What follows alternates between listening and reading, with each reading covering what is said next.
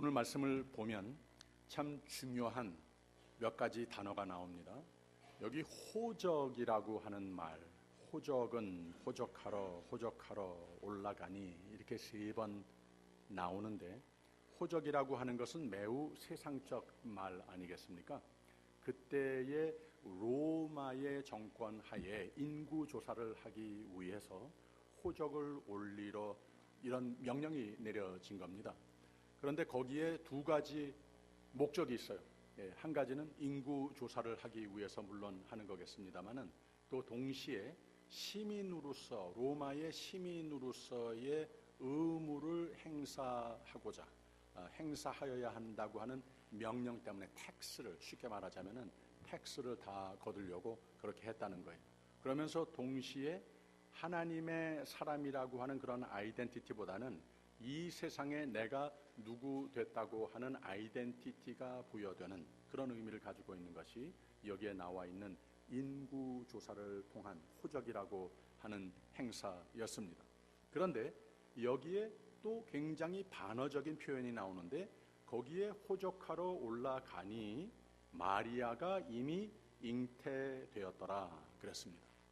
그래서 예수께서 이 세상에 태어나시는데, 이 세상의 모든 사상으로는 호적이 매우 중요한 것인데, 세상에 어떤 아이덴티티를 가지고 있다고 하는 그 이름과 그 시민권이 부여되는 그런 의미인데, 마리아가 이미 잉태되었더라. 우리가 지난주에 본 것과 같이 가브리엘 천사가 그렇게 예언을 하고 축복한 것과 같이 하나님의 은혜를 입은 자여, 그를 통하여서 예수께서 이 세상에 성령으로 의해서 태어나신다고 했습니다. 그러니 예수께서는 물론 하나님이시지만 이 세상에 사시는 가운데에도 세상적인 아이덴티티가 필요도 없거니와 그것을 가지고 산 분이 아니셨고, 구세주이시면서 우리 모두에게 천국인으로서의 아이덴티티의 참 모본이 되는 그런 모습으로서 사신 예수님이라고 하는 겁니다. 그래서 태어나시기 전부터도 바로 이 세상에서 사람들에게 당신의 정체는 이런 겁니다, 가르쳐주는 것에 벗어난, 영원히 벗어난 그런 모습으로서 이미 잉태되었더라, 이렇게 표현을 하는 것을 우리가 알 수 있습니다.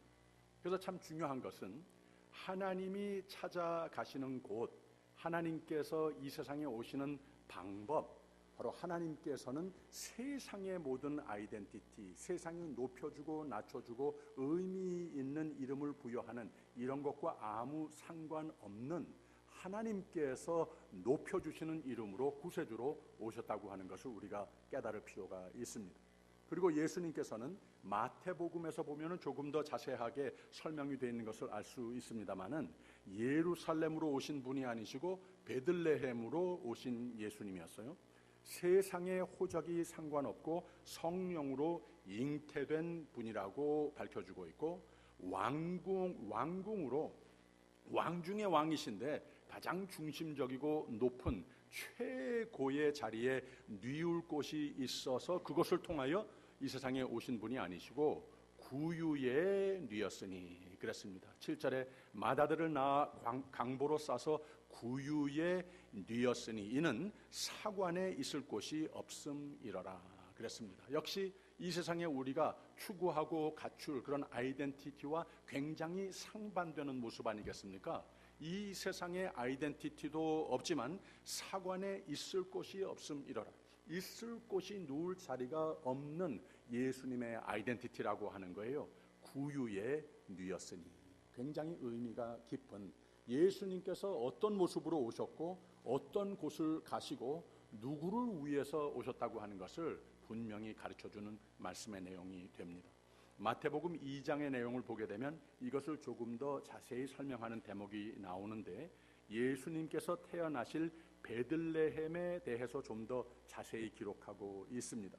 이 세상에 오시는 곳, 이 세상에 오시는 예수님의 방법은 하나님의 인생관이라고 할까요? 좀 어폐가 있습니다만은 하나님께서 이 세상에 사실 프린시플, 이것을 우리에게 분명히 보여주고 있는데, 여기에 동방 박사들이 예수님 태어나신 곳을 찾아 방문을 하려고 여기저기 수소문하는 것을 우리가 알 수가 있습니다.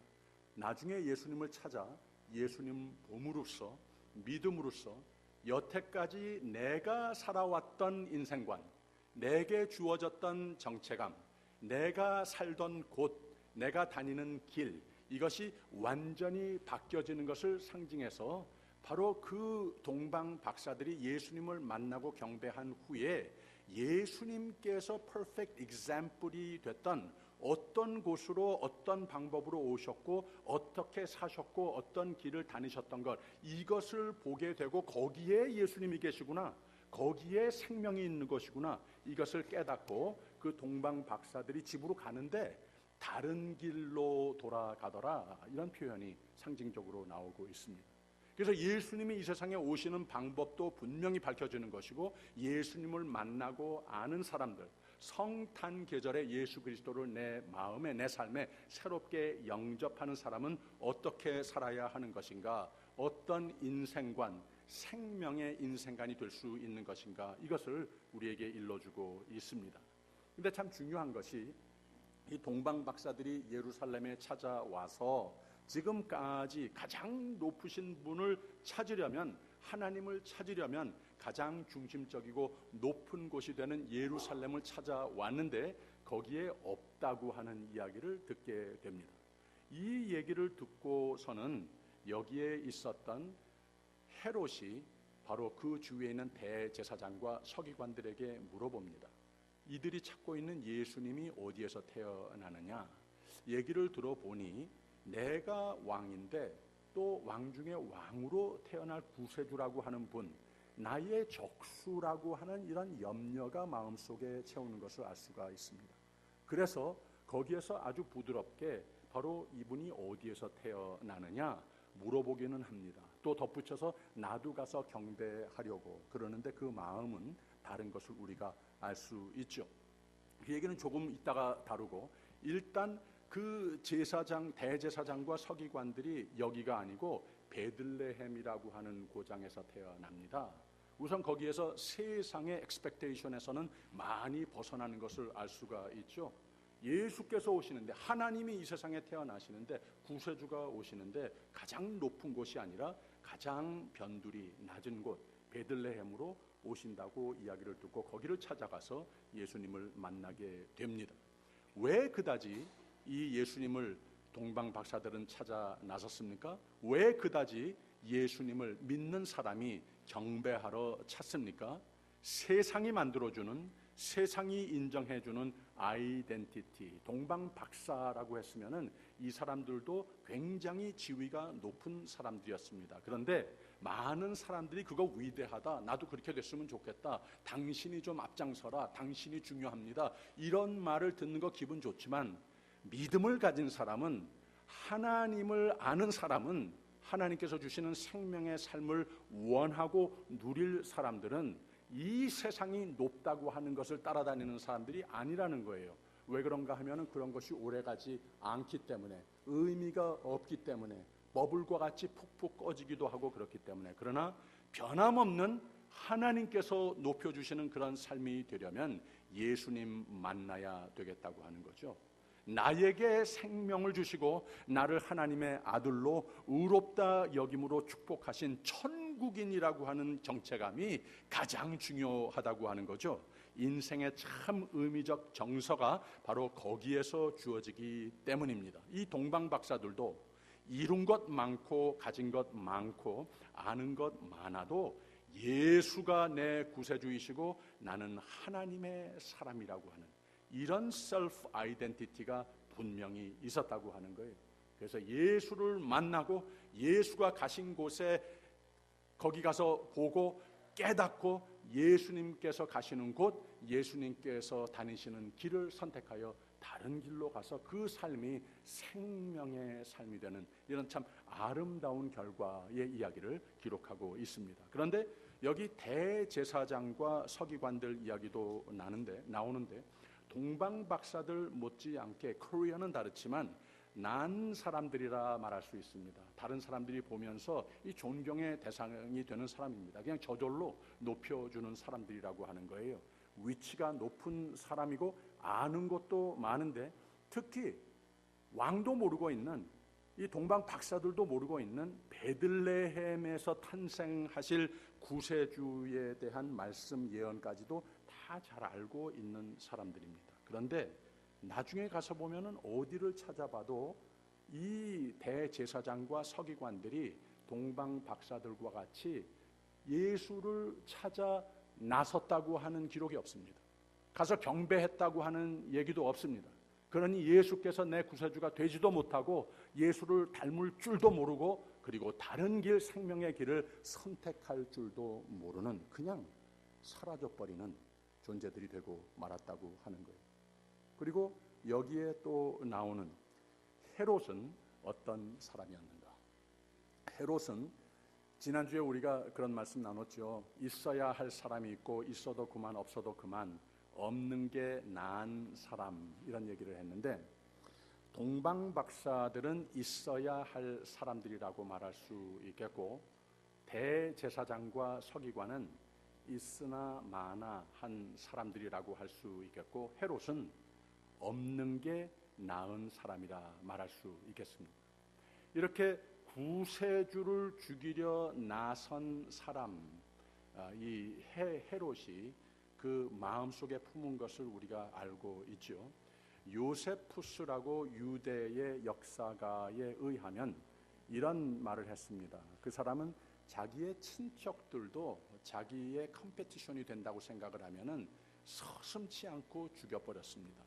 그렇게 살다 보니까 하나님도 없고 이 세상에 사는 가운데 다른 사람도 없고 그냥 나만 높은 자리에 앉아서 누구라도 건드리면 큰일 날 줄 알아라, 이런 사상으로 사는 사람이 됐기 때문에 결국은 내 주위의 많은 사람들도 해치고 그랬지만 결국 극심한 정신적, 신체적 고통 속에서 죽어가는 그런 비참한 죽음을 당한 사람이었던 것을 우리는 역사가 기록하는 것을 알 수 있습니다.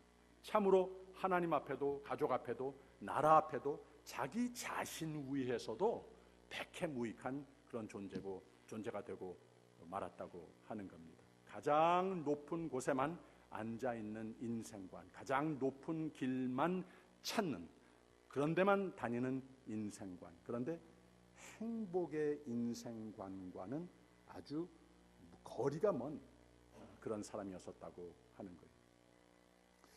이 헤롯 같은 사람을 뭐라고 그러는가 하면은 정치하는 사람이라 말할 수 있습니다. 겉으로는 나타나지 않는데 결국은 공의에 대해서는 관심이 없고 나만 생각하는 사람입니다. 공의는 상관없고 내가 높아지는 것만 중요하게 생각하고 그렇게 사는 사람입니다. 정치하는 사람은 잘 안 됩니다. 그러니 여러분, 정치하고는 거리가 먼 삶을 사십시오. 우리가 함께 교회를 이루고 있는데 특히 교회에서 정치하면은 안 됩니다. 우리 교회는 그런 분 하나도 없습니다만은 저기 LA 가면은 그런 모습을 좀 덜어보기도 하고 그렇습니다. 이상명 총장님, 미주 장신대에 우리 교회 오셔서도 몇 차례 설교를 하셨죠. 그분의 글 중에 최근에 성탄의 역설이라고 하는 글을 제가 가지고 나왔습니다. 읽어드릴게요. 12월은 역설의 달이다. 하나님의 아들 예수 그리스도가 지상으로 강림하신 일이 가장 큰 역설이 아니겠는가. 서로 만날 수 없었던 것 같은 천상과 지상, 영원과 시간이 한 인격체 안에서 서로 만나 인류 역사 속으로 확장되는 단회적 사건을 함께 기념하고 기뻐하는 달이 12월이다. 기독교 신앙에서 역설을 제하여 버리면 남는 것이 없다. 역설이 사라진 신앙은 더 이상 신앙이 아니다. 바울이 말한 바 하나님께서 세상에 미련한 것들을 택하사 지혜 있는 자들을 부끄럽게 하려 하시고 세상의 약한 것들을 택하사 강한 것들을 부끄럽게 하려 하시는 역설은 기독교 신앙의 진수다. 해가 갈수록 성탄의 계절이 지닌 영적 의미는 퇴색하고 상업적 의미가 덧칠되는 것은 성탄절이 지닌 역설과 반전의 의미를 세상이 망각하기 때문이거나 한갓 신화로 여겨 거부하기 때문일 것이다. 성탄절의 역설이 사라진 세상에는 물질주의와 성장주의를 동력 삼아 우리의 삶을 피폐케 하는 이상한 역설이 난무하고 있다. 오버레이크 크리스천 처치의 밥 모어헤드 목사가 쓴 우리 시대의 역설이라고 하는 글을 또 소개했습니다. 건물은 높아졌지만 인격은 더 낮아졌고 고속도로는 넓어졌지만 시야는 더 좁아졌다. 소비는 많아졌지만 기쁨은 더 줄어들었고 집은 커졌지만 가족은 더 적어졌다. 가정은 더 적어졌다. 생활은 편리해졌지만 시간은 더 부족하고 가진 것은 몇 배가 됐는데 소중한 가치는 더 줄어들었다. 학력은 높아졌지만 상식은 더 부족하고 지식은 많아졌는데 판단력은 보기 힘들다. 전문가들은 늘어났지만 문제는 더 많아졌고 약은 많아졌지만 건강은 더 나빠진다. 돈을 버는 법은 배웠지만 나누는 법은 잊어버렸고 평균 수명은 늘어났지만 시간 속에 삶의 의미를 넣는 법은 상실했다. 달에 갔다 왔는데 길을 건너가 이웃을 만나기는 더 힘들어졌고 우주를 향해 나아가지만 우리 안의 세계는 잃어버렸다. 공기정화기는 갖고 있지만 영혼은 더 오염되었고 원자는 쪼갤 수 있지만 편견을 부수지는 못한다. 자유는 더 늘었지만 열정은 더 줄어들었고 세계 평화를 많이 이야기하지만 마음의 평화는 더 줄어들었다. 시인 임보는 사자와 사람이란 시에서 탐욕에 찌들어 더불어 살아감, 즉 상생의 이치를 망각하는 인간의 우둔함을 다음과 같이 표현해 놓았다. 배부른 사자는 사냥하지 않는다. 그러나 사람은 먹을 것을 쌓아놓고도 투망을 던진다. 아직 굶주려 죽는 사자는 지상에 없다. 근데 가장 많이 아사한 동물은 인간이다. 사자는 제 목만 챙기면 나머지 나누어 갖도록 두지만 사람은 곡간을 만들어 먹이를 거기에 가두어 놓는다. 선지자 이사야는 56장에 탐욕의 노예가 되어버린 그때의 지도자들의 그릇됨을 다음과 같이 질책합니다. 이 개들은 탐욕이 심하여 족한 줄을 알지 못하는 자들이요 그들은 몰지각한 목자들이라. 다 제 길로 돌아가며 사람마다 자기 이익만 추구하며 라고 말을 합니다. 성탄 계절은 하나님이 인간 되신 역설을 음미하고 묵상하는 때입니다. 가장 누추한 말구유에 태어나신 가장 고귀한 하나님의 아들 예수님, 역설 그 자체 아닙니까? 성탄절은 약함으로 강함을, 죽음으로 부활을, 사랑으로 미움을 이기는 역설의 지혜를 배우는 계절이 돼야 하는 겁니다. 아기 예수가 우리 모두에게 주시는 가장 귀한 크리스마스 선물은 바로 이 역설입니다. 어느 학교 교장이 기도를 했답니다. 하나님, 요사이는 학교에서 아이들을 바른 사람 만드는 학교에서 이거 참 좋은 일만 하는 곳인데 왜 하필 학교에서 그런 총격 사건을 비롯해서 불상사들이 학교에서 많이 일어나게 내버려 두십니까?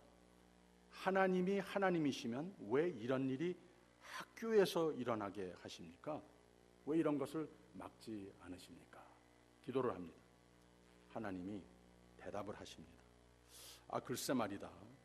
근데 학교에서 나를 못 들어오도록 막고 내 퇴장시킨 후에는 내가 학교에 들어가 보지를 못해서 이렇게 대답을 하셨다는 거예요. 하나님의 인생관, 하나님의 라이프 프린시플이 무엇인가?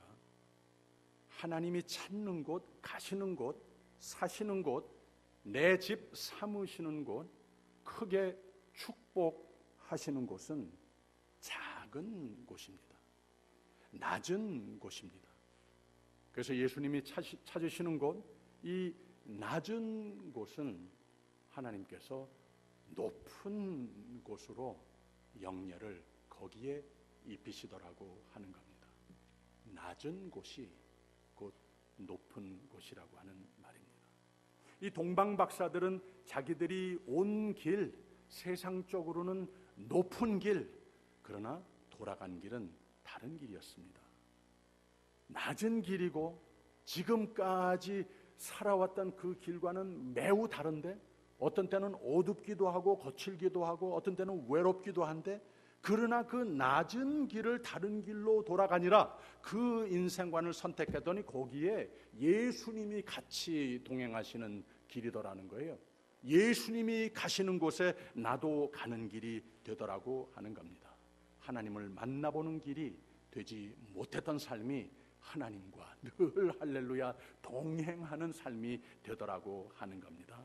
그래서 다른 길, 작은 길, 낮은 길, 성령께서 인도하시는 길, 바른 길, 때로는 좁은 길, 이 길이 예수가 가신 길이기에, 예수와 동행하는 길이기에 바로 생명의 길이 된 그 삶을 선택하더라는 겁니다. 우리 모두도 성탄절을 맞이하면서 예수가 오시는 길, 예수가 가시는 길, 예수가 사시는 길, 어떤 길인지 성령의 인도를 받을 말씀 충만, 기도 충만 예배자로서 승리하는 삶을 선택해야 하는 겁니다. 그러면 항상 생명과 행복과 감사의 길이 될 수밖에 없는 겁니다. 예수와 동행하는 인생의 길이 되기 때문에 그렇다고 하는 겁니다. 여러분의 행복을 찾아 추구하는 길은 어디입니까? 어떤 곳입니까? 더 중요한 질문은 그 길이 예수께서 다니시는 길이냐고 하는 말입니다. 더 중요한 질문은 거기가 예수께서 가 계신 곳이냐고 하는 말입니다. 하나님은 세상에 다니시는 길은 성경이 분명히 가르쳐주는 바입니다. 베들레헴, 그것도 가축이나 잠자리를 이루는 말구유, 거기로 오시는, 거기 계신 예수님이라는 거예요. 세상에 가장 낮고 가장 변두리의 삶, 거기에 더 관심을 가지고 거기에 더 생명을 주려고, 거기에 더 치료와 위로를 주시려고 거기를 골라 찾아오시는 예수님이심을 믿으시기를 바랍니다. 몸이 아프고 마음이 상한 자들에게는 더욱 긍휼을 베푸시는 하나님이심을 믿으시기를 바랍니다. 상대적으로 적게 가지고 있고 적게 드릴 수밖에 없는 작은 사람들을 더 귀하게 여기고 더 칭찬하시고 더 축복하시는 예수님이라고 하는 것을 믿으시기를 바랍니다. 기독교는 귀족의 종교가 아닙니다. 기독교는 수고하고 무거운 짐진 모든 사람들이 믿을 수 있는, 누구나 올 수 있는 주님의 품이라고 하는 것을 믿으시기를 바랍니다. 여관의 마구간이라고 그랬으면 누구나 들어갈 수 있는 곳 아니겠습니까? 종도 들어갈 수 있습니다. 주인도 들어갈 수 있습니다. 부자도 가난한 사람도 누구나 들어갈 수 있는, 누구나 나올 수 있는 그 모습으로 그곳으로 예수님은 오셨다는 거예요. 이 첫 번째 성탄 소식을 들은 양을 치던 목자들도 예수님께 나아가서 경배할 수 있었고, 귀족 계급이었던 동방 박사들도 예수님께 올 수 있었던 그런 분이시라고 하는 것을 우리가 기억할 필요가 있습니다. 수고하고 무거운 짐진 자들아, 다 내게로 오라. 내가 너희를 쉬게 하리라. 그래서 오신다고 하는 거예요. 죄가 큰 사람도 오세요. 죄가 작은 사람도, 창녀도, 강도도, 부자도, 가난한 사람도, 유식한 사람도, 무식한 사람도 남녀노소 가리지 않고 믿음만 가지고 오면 다 예수를 만나 모셔드리고 생명의 삶을 누릴 수 있다고 하는 이 복음을 가슴에 가득 채우는 성탄절이 되시기를 주님의 이름으로 축원합니다. 예레미야서 29장에는 너희가 나를 찾으면 찾으리라 그랬습니다. 하나님을 어디서 찾습니까? 낮은 곳에 가 계십니다. 크리스마스에서 하나님을 찾습니다. 길이요 진리요 생명이신 예수님을. 근데 낮은 곳에 계신 예수님을 더욱 찾고 찾으시는 성탄 계절이 되어서 주님을 꼭 만나는 계절, 이 귀한 복음을 또 널리 전하는 계절, 그래서 감사가 넘치는, 소망이 넘치는 축복의 미래가 다 보이는 복된 메리 크리스마스가 되시기를 주님의 이름으로 축원합니다. 기도하겠습니다.